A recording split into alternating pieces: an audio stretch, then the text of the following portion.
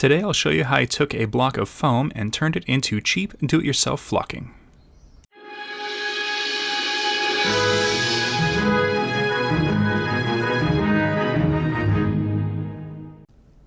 Alright, so the main component we're going to be using today is going to be this. This is a block of what's called dry foam.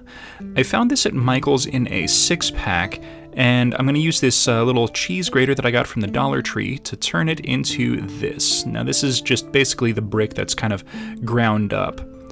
And it grates pretty quick and pretty easy, but I will say absolutely, definitely wear a mask while you're doing this. You do not want to breathe this stuff in. It will mess you up really, really badly.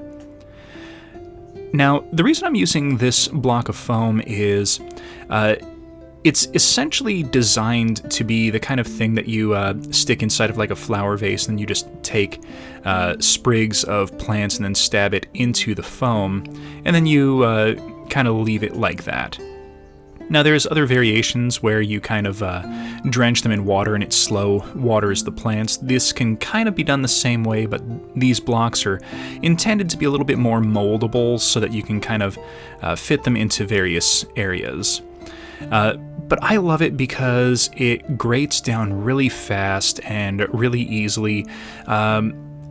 You can get a lot of this really fine flocking for a very low price. The 6-pack of these bricks that I bought cost me just under $10, and it is a little bit messy to grate up, but the cost is a huge savings. Buying a single 32-ounce pack of flocking from a craft store or online can run you anywhere between $15 and $30 depending on where you get it from.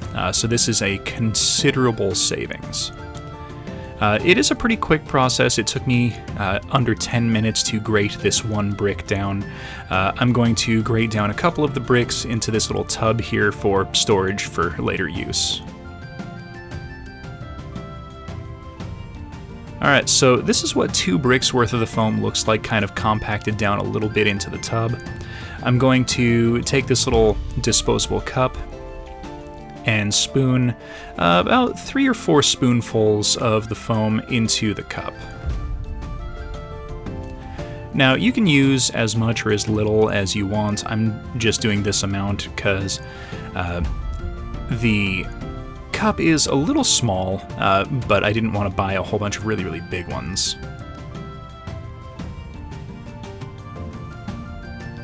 Now you want to leave yourself a little bit of room at the top so that it doesn't kind of overflow when you do the next part.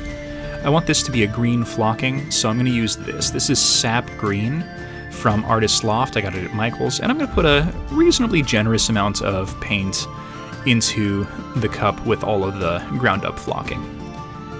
And then using a stick, I'm just going to mix it up pretty well.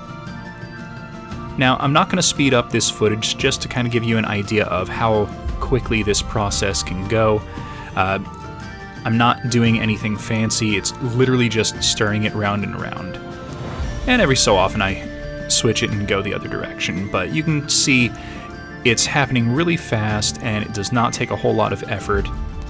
And I find this to be a lot more cost-effective than doing the same process with sawdust, and it also dries a lot faster as well.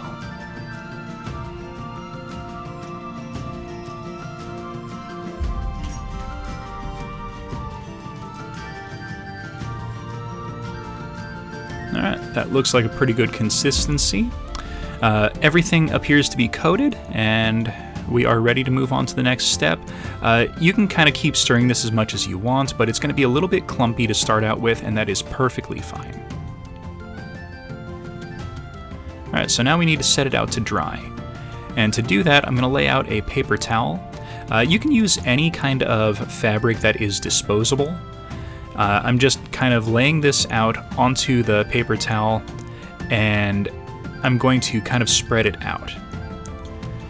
Now, all of the foam is still damp from the paint. It has absorbed all of it, so it won't really come off on your fingers, and you can spread this out without using the stick. You can just kind of spread it with your fingers, but the paper towel is there to kind of help absorb any residual moisture. So I'm just spreading it reasonably thin, and this is also going to kind of separate all the clumps, and then I'm just going to let it sit in my garage for about an hour to dry. Once that time has elapsed, all the paint should be fully dried and we can handle it a little bit more easily. And while that's going on, you can make up any other colors that you want. I made 6 here. We've got cerulean blue, ultramarine, I've got a light magenta, violet, I did some brilliant yellow, and some orange. Now I'm going to use all of these at a later date for kind of like flowers or little flower tufts, maybe some accents on a few trees, that kind of thing. But same process, these are going to be spread out and left to dry for about an hour.